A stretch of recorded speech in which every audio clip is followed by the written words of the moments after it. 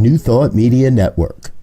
We are a global broadcast network of positive music, media, and entertainment, inspiring humanity's evolution along the journey of enlightenment and creating a world of love, peace, empowerment, and prosperity for all. New Thought Media Network. Positively inspiring.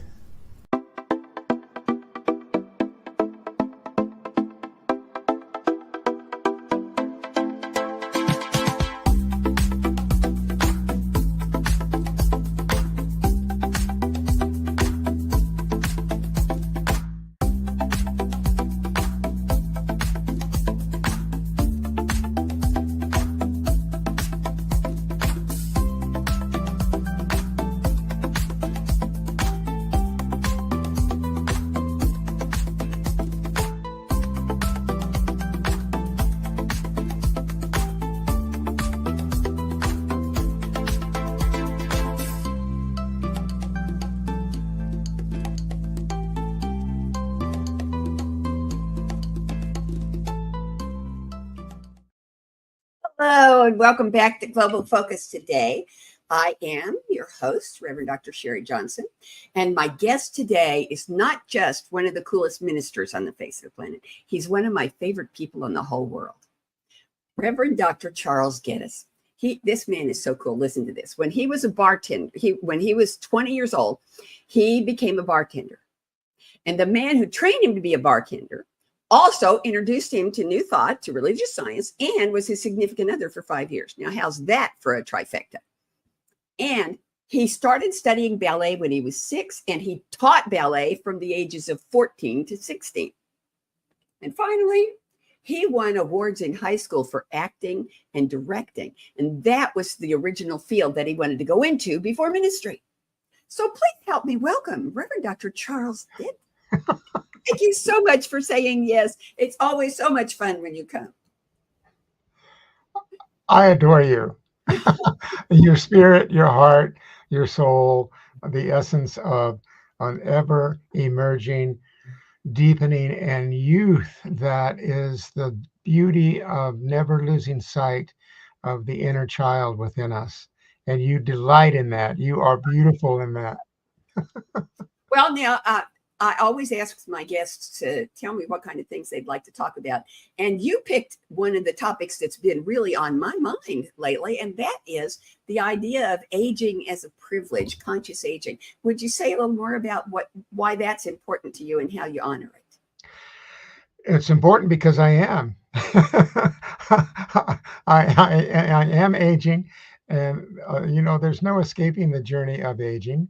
And in the meantime, what are we carrying forward is the most important thing and inquiry that we can look at and realize that there's, in my Mind Your Own Becoming work, that is the Zoom program that I have for education and historical accuracies and things that can remind us that we really need to have compassion and love for one another. But the most important inquiry is realizing what I'm carrying forward in this life, in my journey of becoming, which is ongoing. And I love to remind people always, you have only two choices in life.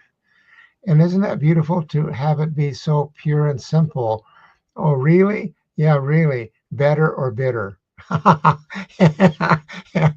and better shows, better glows, better grows, better shows, better glows, and better grows. And I want to be able, in my journey of aging and the privilege of it, to look in the mirror and honor that I've come a great distance, and that the rest of my journey is to be the best, to the very deepest that I can bring forth, to be in a continuity of love and regard, above all, for myself. And when I look at my history and where I was in my 20s, 30s, and for decades of my life, wanting to prove myself, prove my value, and I'm finally at this stage of my life, I don't I'm not driven to prove my value. I'm driven to just be valuable, just to be valuable to myself and to others. Absolutely. And uh, one of the other topics that you gave me is another one that I think is always appropriate because I'm still working on it and I don't know anybody who isn't, and that's forgiveness. But you phrased it a little differently. You said self-forgiveness is more important than forgiving others. You want to explain that for us? It's deeper than I've ever realized, more profound than I've ever known. And understanding that I lived, in all honesty, up until recently, I still carried quantum feelings of unforgiveness for Charles. And to such a point that I realized I needed support and help. The amazing thing in ministry and in our service and counsel to others, that we put everything else and everyone else first. And just recently, I made the investment in personal counsel in a manner and way for the first time in my life. And I went through a therapy that's called EMDR. You can look it up on the online, but it is a potent therapy where there is deep feelings of shame, abuse, or guilt that you still carry. And it's also for those that have suffered, PTSD syndrome, that they've come back from war or brutality in some way or from their childhood. Well, I've done some inner work that came to a realization that was the most powerful thing that I've ever had occur within me. And it was that I had, in an experience, and not the story of this, but an experience of being beaten and pretty brutally by 4 men at a point in time in my life, that it was a wake-up call. But my first prayer for them, for my abusers, was to forgive them and pray that they would find their way through life and never want to be in such harming of another. But I took that into my soul, that it was my fault, that I shouldn't have been where I was at that point in time, and that it was my fault that it happened. And for the first time in my life, Reverend Sharri, through this therapy form, I was able to realize that I could say the words, "It wasn't my fault." I could say them, and I felt them. And my therapist, when it was doing what it was doing through what this therapy is about, is bringing the left and right brain into a new focus and perspective of your past. And I was able to say those words and realize I had never self, because I took it on as my fault. And to say those words after, again, I'm 82, 83, to say those words for the first time ever, that wasn't my fault, and forgive myself. Self-forgiveness is key to finally realizing our own value and worth in a way that I had not before. And it's changed everything for me. And that's why the whole point of what's new for me is I'm going deeper in this man. I haven't arrived. I have not arrived anywhere. I've just come to a place of, did that feel wonderful for me to say, Charles, it wasn't your fault, and you forgave those men, And when you think of them now, you send them love, pray their lives had turned out to something better and richer than what they were suffering. But that I finally could say, Charles, you know what? You're worth loving, and it wasn't your fault. That's so cool. I love it. I have heard of that therapy before. So I'm just, me personally, who loves Dr. Charles, am very happy that you found that and that it was successful for you. It was the right therapy for you. And you were talking about growing, and I get the picture of a tree in my mind. Best teacher I ever had in high school biology said, trees never die from old age. They only die when some outside force causes them to stop growing. And that's exactly what you're saying, is that just because I got more rings on my trunk than other people doesn't mean I'm going to stop growing. No. Because the roots go down and the branches go up, and magic happens. So tell us about this new retreat that you're developing that's going to be next spring. I am excited from the standpoint that it was birthed out of the reality that this year was the last year of the Big Sky Retreat that I had been a part of from its founding 48 years ago. And we made the decision in late spring that in practicality and wisdom and integrity, we couldn't continue. The cost and the challenges that had unfolded in the past few years of the retreat in this beautiful resort, a Big Sky Resort up in Big Sky, Montana, was just prohibiting to, in practicality, continue. So with heartfelt emotion, it was, we are going to let it go. And it impacted me in many ways more deeply than anyone from the standpoint of conception. And one of the things that occurred after that decision was made, and my dealing with the grief and sadness of it, but also the rightness of it. You know, there's a big difference when you know there's wisdom behind the decision. And that from that point, I do an inquiry thing into my soul. When anything is completing and I'm having to let it go, then the insight is to come not from a why, but from a what. And since I've shared before on this beautiful program that, you know, I believe in angel energy around me all the time.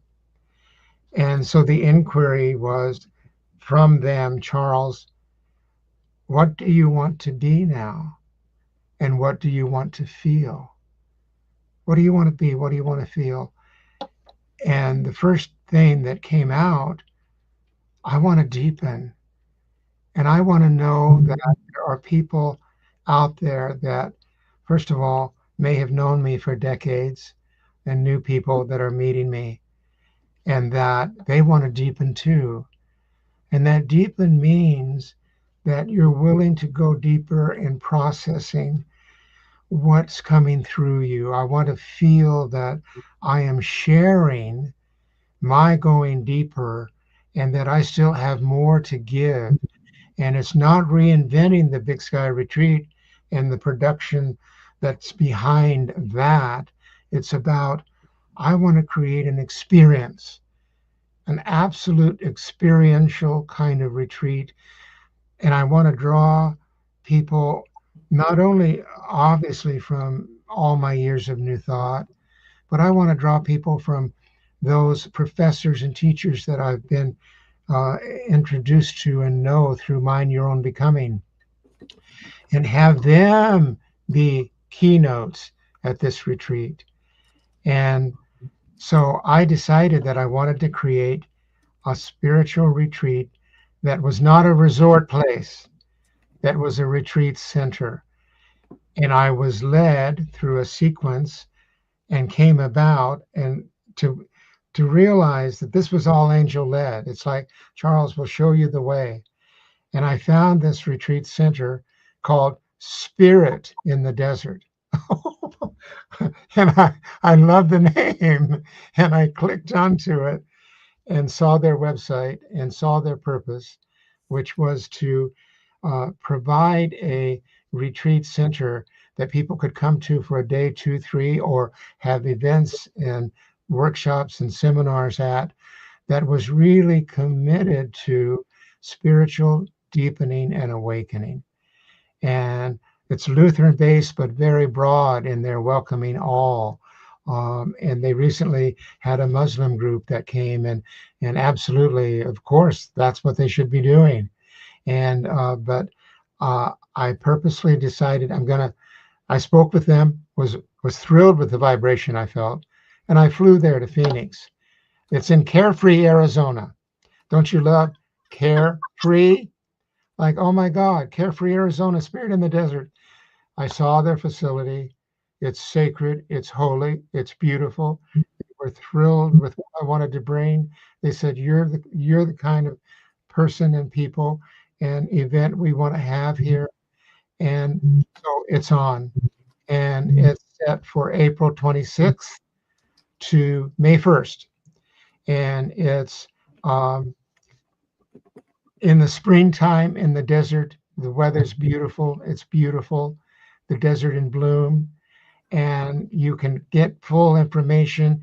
Go to register a time to deepen at gmail.com.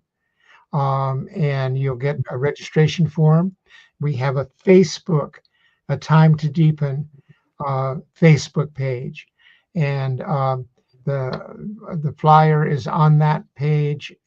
Registration request is on that page. But the mornings will be filled with potent content. There'll be that's physical, emotional, mental, spiritual. And the mornings will have yoga for everyone, regardless of age. And that the morning program, again, the keynote people I have, college professors and others that are working on deeper levels. Dr. A-Team George traveled the world for over 30 years. Dr. Lemuel Watson, again, college professor, brilliant in community building. I have John Harold Moore, that people, he was at an Anton conference a couple of years ago with Michael Gott in family constellations. And then this beautiful man, Edward Miller, who works in non-duality and Ho'oponopono. That's the kind of content that you're going to be getting. And your afternoons, silence, 3 hours of silence to take it all in. And then an afternoon energizing program. The room and your meals are all included. So it's $165 a day per person for your room and meals. $165 a day. 5 days of that, it's $825 total. But that includes all your meals. And the registration for the keynotes and the people we're bringing is $575. You pay that separately first. But I'm more excited than I can tell you. And it's about the deeper holy work that I want to bring and offer to other people that are wanting to invest in something entirely different, and an opportunity to have coming together for 70, 75 people. So that's what's happened. Too cool. And you didn't mention, but when we talked earlier, you said to me that this is going to be an annual event, right? It is intended to be an annual event, and I'm seeing the success of it from the first one to provide that it can be annual, because this isn't a last hurrah for me. It's meant to be hurrah, and there's more to come. So yes, that's great. I just love the whole idea.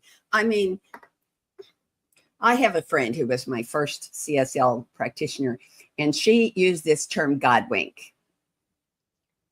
And it seems to me Carefree Arizona and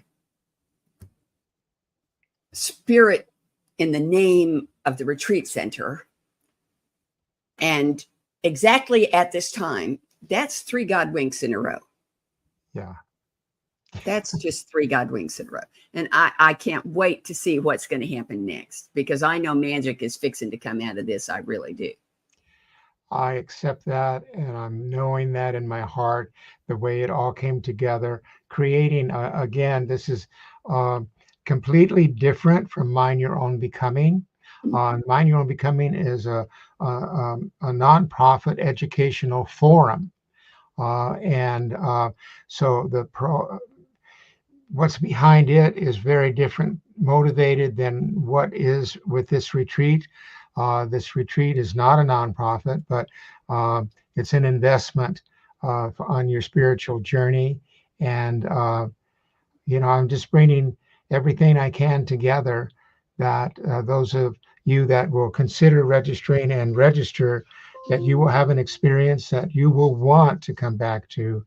And I can tell you this, that the last retreat of the Big Sky was beyond anything that I can define, because there were 25 new people and 50 returnees. And everyone that came knew it was the final retreat. So yes, there was that underlying, the sadness of letting go, but the profound reality of it was joy and the magnificence of, Dr. James Mellon was a keynote, beautiful musician. Robin Hackett was our music. We had power talks. Everyone that shared in that retreat, it all tied into the celebration and that valuing that we hold the record for the longest ongoing metaphysical retreat on record, ongoing at 48 years. And in the meantime, that new is being born in us all the time if we're willing to see it. And it's not grieving the loss of, grief is a natural feeling, of course, but it's not carrying that grief. There's new purpose that's meant to be birthed out of it. And if you genuinely love something, new purpose is to emerge out of it when you have to let it go. That goes in a relationship, that goes in anything. That what can I find in new purpose that moves me to claiming a new view of myself and something deeper and more to give back from all that I've received. Now, I love how you came about creating this new retreat, but I'm curious to know how you decided who to ask to come and be speakers, because they're not just ministers, they're professors. No. And so I'm just really curious how you did that. Through my experience with Mind Your Own Becoming and being introduced to college professors that were willing to come on board for a truly minimal honorarium and share their work and what they were doing in the world and the classes that they were teaching and the depth behind them and the education that they brought forth in their presentations that was profound in all the issues that Mind Your Own Becoming is about, which is world equity, equity for all without exception. And looking at how many of them have traveled the world and seen what few of us see, and that culturally how much we have to learn, that the stark reality is that world governments can truly be a nightmare. But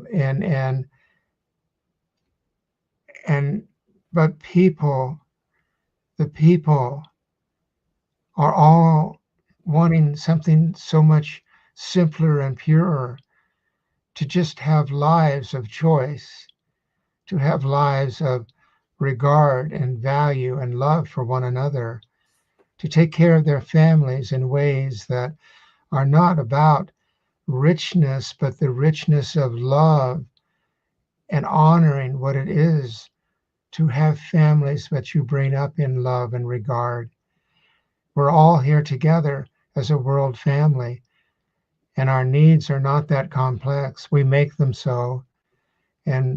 But the purity is, can we just live life profoundly and beautifully and be the artist of our journey and have the right to explore who we are? And these teachers, they evidence that, they live that, they teach that to the younger generations.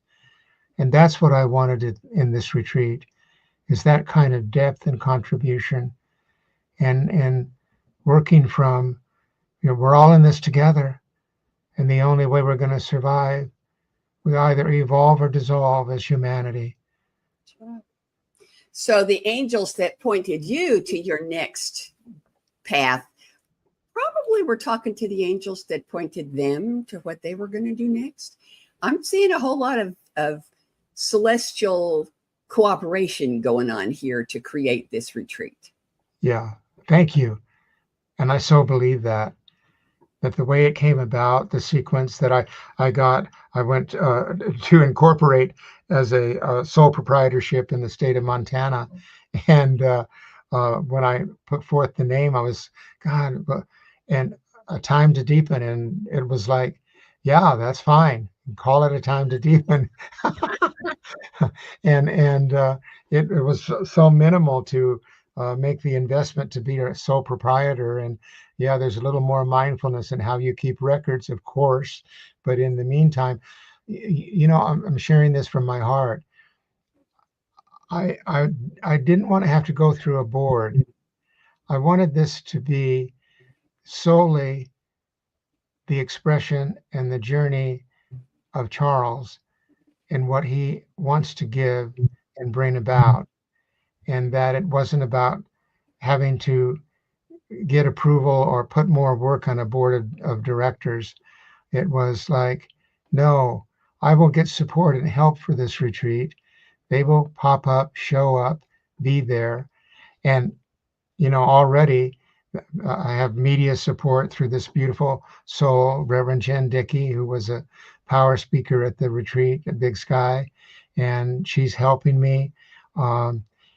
There's too many things that have come together that were magical, sequential, amazing for this not to be a success.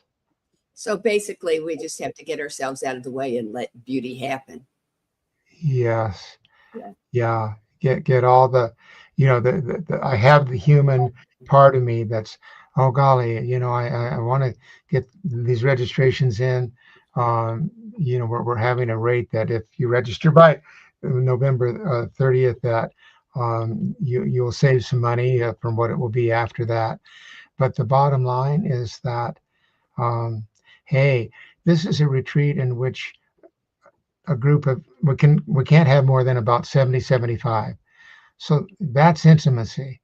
And this is a group of people that can come to know each other in a deeper way than ever through those 5 days, and have an experience that they take with them that prayerfully will change their lives in a way in which how they live their lives from that point on. That's my motivation, to change their lives, how they live their lives from that point on. Oh, that's fabulous. So, there are these 5 questions I ask all my guests. Uh-oh. And that was a good intro for the first one. The first question is there anything that you want our viewers to know about you, about Carefree Arizona, about the retreat? Anything that you want our viewers to know that I haven't asked you about? This is your chance to say it. Go to the retreat, spiritinthedesert.org. Go there and take a look at their website. Read about their history and the beauty of it. Take a look at the rooms. Take a look at the meditation sites. Take a look at the dining hall. It's so inviting. It's all beautiful. And we will help you in how the room situation is. It's, again, not a resort. So the rooms are not like 5-star luxury rooms like has been at the Big Sky Resort. But they're beautiful. They're more than adequate. They're wonderful. And every room, oh my goodness, has a balcony or patio. So you can sit out and take in the beauty of the desert around you, and um, and yeah, just realize, invest in something that will be soul nurturing for you, and that you will be so grateful that, because it is an investment, yes, but I pray your return is something that, like I said, changes how you see yourself in a more beautiful way than ever, just as how I'm seeing Charles in a way that I've never seen him before. And it feels so good. It feels wonderful. Okay, here's the next question. How does what you're in, this is a situation that I've never had before. So you've answered this question with respect to mind your own becoming. I want you to answer it now with respect to reimagining your world. How does what you do and how you do it, how you be Charles Geddes, how does that encourage, enhance, support, whatever verb you want to pick, conscious evolution? Everything is about conscious evolution, is about conscious awakening, is about being conscious, period. And that the reimagining my world is the willingness to let go of the stories that we've unconsciously held on to in ways that have stayed in our bodies. There's a wonderful keynote that we had at Big Sky, Angel Howard, who has written a book called "The Issues Are in the Tissues." And what I realized in the therapy I went through was that I had held on a deep, deep level those issues of unforgiveness and holding on to blame that wasn't mine to carry forward in a way that I never realized. I knew intellectually, but I was never able to realize in a manner and way in which it took place within my body. Oh my God, I don't have to carry that anymore. And so reimagining your world, the world I wake up to, and if I tap into every day, can be overwhelming, so distressing, so concerning. But I choose to reimagine that every day I wake up to the reality of the world that is Charles. And what is the vibration that I am carrying forward? Am I working diligently? Khalil Gibran's love, work is love made visible. Work it. Work is love made visible. And if you don't like the word work, effort, purpose, good purpose is love made visible. Do it and reimagine daily what you can give to this day, what you can bring to it. And that vibration, if we choose that collectively, individually, collectively, wow, does it make a difference in what we will see in our world in the future for future generations? No matter what generation we're speaking of, the new generations coming in, reimagine. You're here to see a better, kinder, more compassionate world. Reimagine that daily. Don't believe in others. Don't believe in separation. I heard this statement that, we're not just a drop of the ocean were the ocean itself. But this morning in my pre-meditation, it was like, wow, I'm the ocean, and I'm an individualized drop here to bring my awareness, my reimagining, the glory and wonder that I have the same essence that the ocean has, that God has, that the universe has inside of me. Reimagine that, will you? Reimagine that. The world is of my own making and choosing every day. Well, we could just stop there, but I'm not going to, because I've got some more questions. The next one sounds a lot like that one, but it's a different question. How does what you do and how you do it, with respect to Spirit in the Desert and reimagining your world, how does that enhance, support, reveal, pick your own verb, world peace?